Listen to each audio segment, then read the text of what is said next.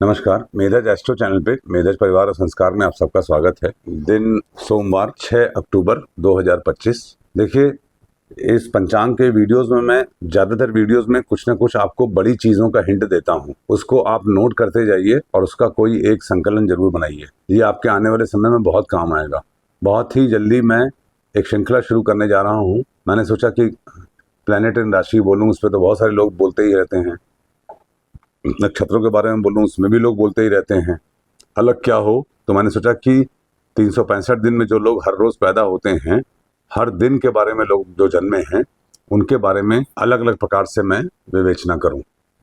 1 जनवरी को, 2 जनवरी को, 3 जनवरी को, 4 जनवरी को, 5 जनवरी को, इस प्रकार से 31 दिसंबर तक जो लोग पैदा हुए, हर रोज पैदा हुए लोगों के बारे में बताने का प्रयास करूं मैं। ये एक बहुत ही फैंटास्टिक सीरीज है जो कि मैं जल्दी ही शुरू करूंगा। शुरू करने के पीछे मुझे कोई अध्ययन वगैरह नहीं करना है, मुझे तो याद ही रहता है। बस ये है कि समय नहीं मिल पाता मुझे। I have to find time for this. मुझे इसके लिए अध्ययन करना नहीं है, मगर समय निकालना है। वो समय निकालने की कोशिश कर रहा हूँ। व्यूज़ भी कोई खास नहीं बढ़ रहे हैं, मगर मेरा ये एक आप लोग को वादा है डेली पंचांग अपलोड करने का, इसलिए मैं वादा कभी नहीं तोड़ता। जो प्रॉमिस जितना मैं बोल दूंगा उतना मैं करूंगा ज़रूर। एनीवे, तो ये शुरू करते हैं। आज देखते हैं, अगर मूड करेगा तो बाधक महाबाधक, आज या कल हम लोग बाधक महाबाधक पे बात करेंगे। तो चलिए, चतुर्दशी तिथि है, तिथि श्री मापनोति। चतुर्दशी रिक्ता तिथि है। जब चतुर्दशी तिथि मतलब 14 मतलब रिक्ता तिथि मतलब 3 से 4 डिग्री के बीच में कोई प्लैनेट हो, और 8 से 9 डिग्री के बीच में कोई प्लैनेट हो, 13 से 14 डिग्री के बीच में प्लैनेट हो, 28 से 29 डिग्री के बीच में प्लैनेट हो, तो वो रिक्ता तिथि का फल देते हैं। रिक्ता तिथि के स्वामी ये शनिदेव के अनुसार फल देती है। मतलब शनि मतलब delay, no denial, hard work, justice, servants, judiciary. देखिए, लॉ इज सैटर्न, वकील इज मार्स एंड जज इज जुपिटर। ये याद रखिएगा, कंफ्यूजन नहीं हो इसमें, ठीक है। और चतुर्दशी कुंडली में जहाँ पे गुरुदेव होते हैं उसके अनुसार, या गुरु की राशियां हों उनके अनुसार फल देते हैं।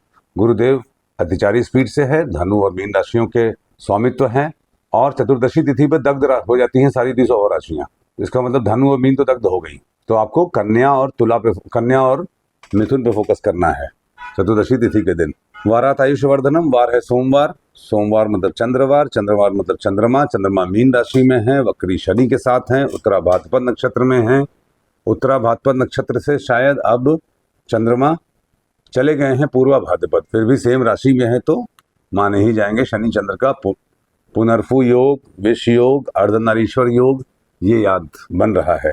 देखिए, चंद्रमा और शनि का जो योग है वो अर्धनारीश्वर योग क्यों कहा जाता है? क्योंकि चंद्र शनि की युति में शनिदेव बहुत एक्स्ट्रा ऑर्डिनरी पावरफुल हो जाते हैं। आदमी बहुत भयानक कर्मशील हो जाता है, अत्यंत ही कर्मशील हो जाता है, और कर्म प्रधान विश्व रचि राखा। तो जो कर्म प्रधान हो जाएगा उसको सफलता निश्चित रूप से मिलेगी। शनि चंद्रवाती वाले युति वाले लोगों को अगर यदि किसी कोई पोजीशन मिल जाती है तो जब तक वो नहीं चाहेंगे स्वयं से, तब तक उन्हें कोई हटा तो नहीं सकता उस पोजीशन से। जब उत्तरा भाद्रपद नक्षत्र एक्टिवेट होता है, उत्तरा भाद्रपद नक्षत्र जब में चंद्र होते हैं, तो आर्द्रा, हस्त और पूर्वाषाढ़ा भी एक्टिवेट हो जाता है। आर्द्रा में कोई प्लैनेट नहीं है, हस्त और पूर्वाषाढ़ा कंप्लीटली पोटेंट हैं आजकल। कैसे है ये कभी और बताऊंगा, मगर ये आप मान के चलिए कि हस्त और पूर्वाषाढ़ा दोनों ही पूर्ण रूप में एक्टिव हैं। उत्तरा भाद्रपद नक्षत्र में 2 तारे होते हैं।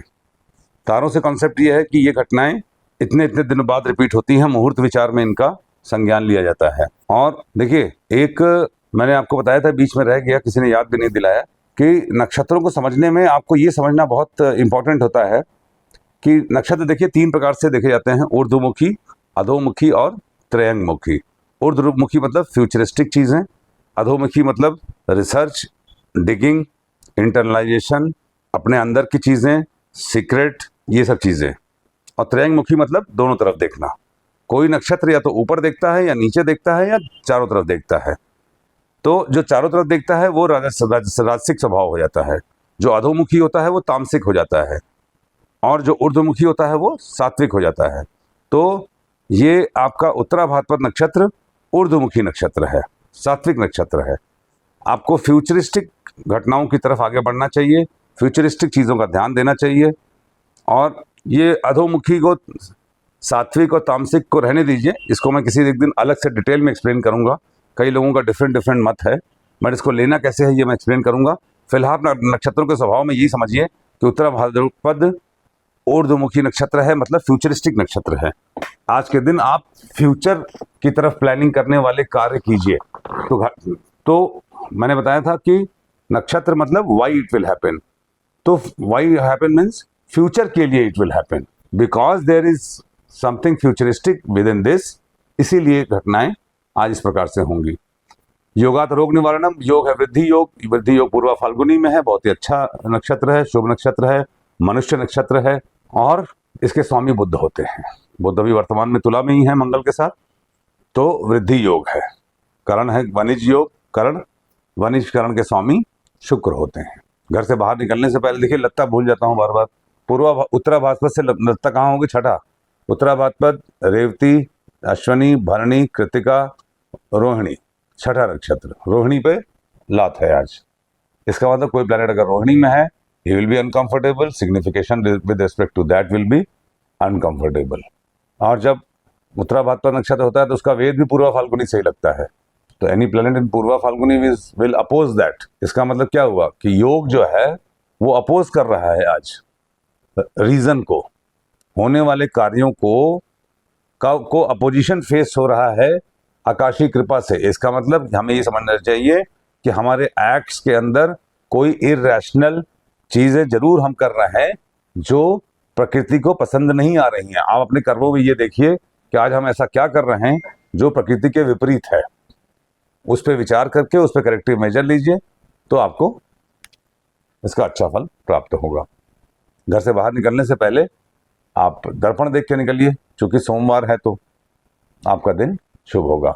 अब आते हैं हम लोग बाधक पे और महाबाधक पे।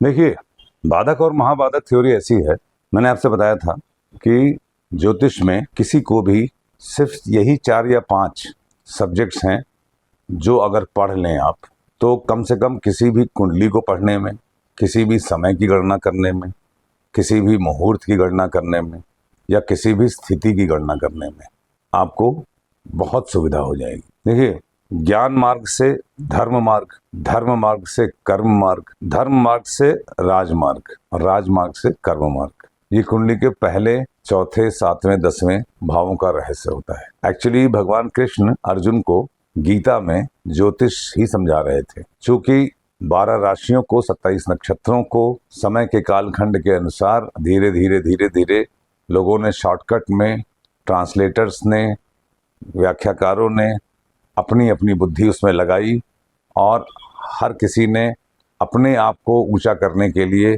शॉर्टकट्स बताए, तो उसमें मेन बात चली ही गई।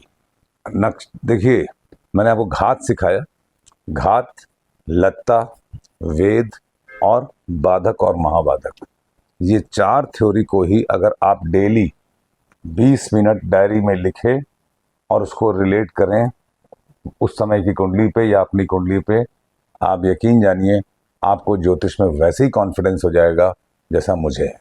मैं I may not be the best astrologer in the world, but मैं किसी भी घटना का एक्यूरेट अंडरस्टैंडिंग, चाहे प्रश्न कुंडली हो चाहे जातक की कुंडली हो, जानने में सक्षम हूँ। और मैं ये ही 4 मेथड्स प्राइमरीली यूज करके एक किसी भी कुंडली के विषय में माइंड मेकअप कर लेता हूँ।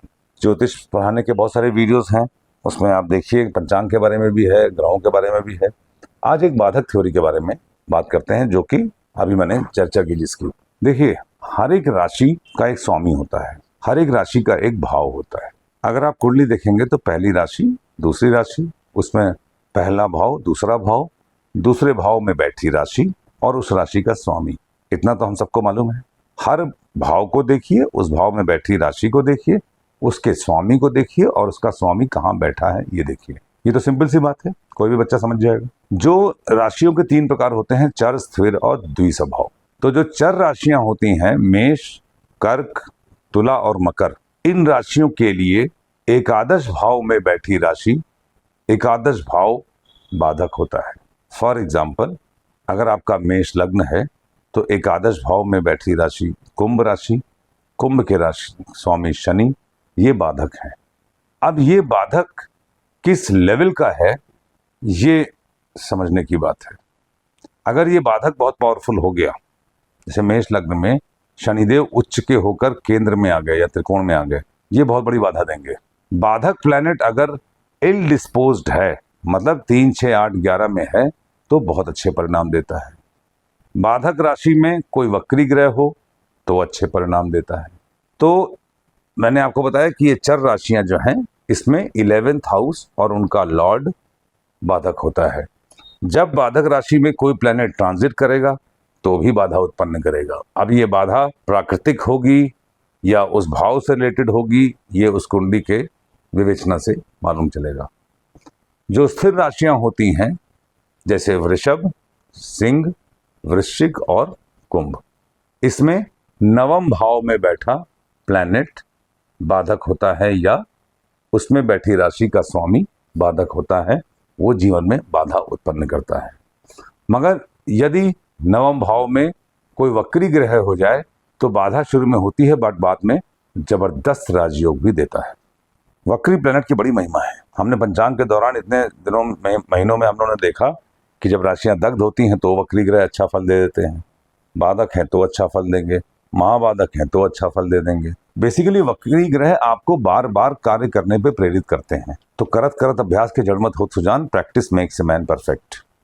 ये है वक्री ग्रह का पासवर्ड कोड। जो द्विस्वभाव राशियां होती हैं, उसमें 7वें भाव में बैठी राशियां बाधक होती हैं, जैसे मिथुन, कन्या, धनु और मीन। तो मिथुन राशि के लिए 7वें भाव में धनु राशि बाधक है और 7वां भाव बाधक है। कन्या राशि के लिए 7वें भाव में मीन राशि बाधक है और मीन के स्वामी गुरु बाधक है। धनु राशि में 7वें भाव में मिथुन राशि और उसके स्वामी बुध बाधक हैं। मीन राशि में 7वें भाव में बैठे बुध की राशि मिथुन बाधक है और बुध बाधक है। ये बाधक प्लैनेट कोई बहुत बड़ा डिजास्टर तो नहीं करता, मगर इरिटेट जरूर करता है आपको। जैसे 99 पे आउट हो जाना, कोई चीज मिलते मिलते मिलते लास्ट में रह जाना, ये बाधक प्लैनेट से होता है। जैसे आपका नाम चल रहा है प्रधानमंत्री के लिए, मुख्यमंत्री के लिए, मंत्री पद के लिए या किसी लिस्ट में, आखिरी में आपका नाम रह जाएगा, ये बाधक प्लैनेट की वजह से होता है। तो मैं इसको रिपीट करता हूं, आप नोट कर लीजिए।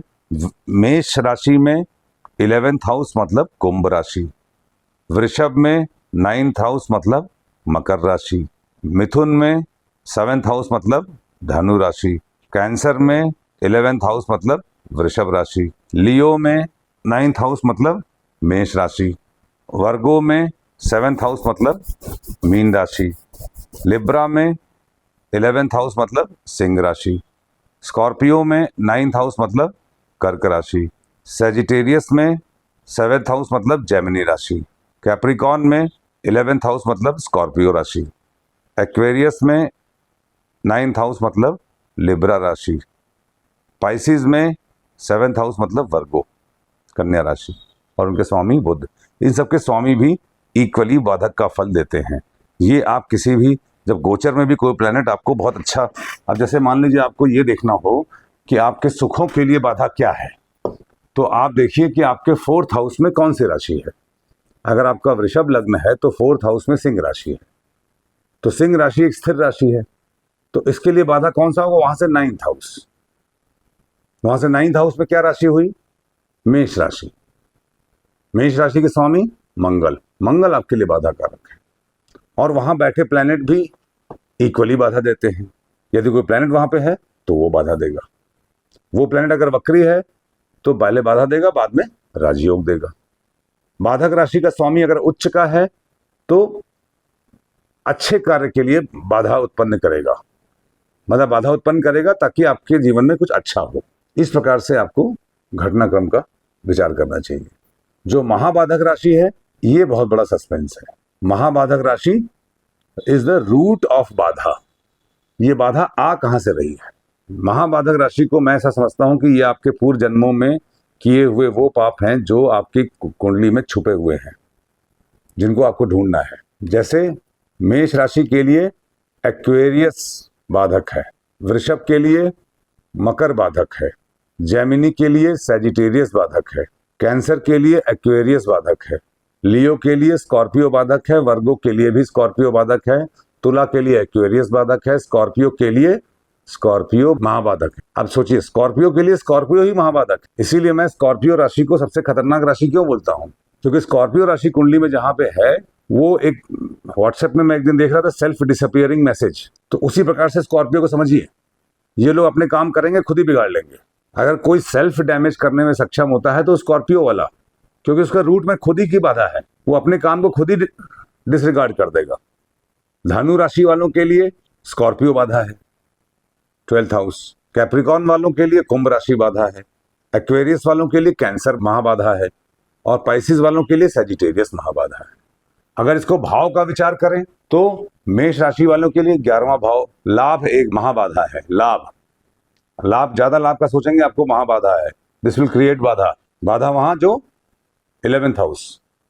बाधक के अलग प्लैनेट्स, महाबाधक के अलग प्लैनेट्स, ये आप लिख लीजिए। जैसे वृषभ वाले हैं तो उनके लिए कैप्रिकॉर्न इज महाबाधा 9th हाउस, उनके पिता और पूर्व जन्मों के कर्म, ये महाबाधा है। जिस प्रकार से उसका एनालाइज करना हो आप कर लीजिए। आगे कभी केस हिस्ट्री में हम लोग यूट्यूब में लाइव में रहेंगे तो मैं इसको डिटेल में एक्सप्लेन करूंगा, इसको आप याद रखिएगा।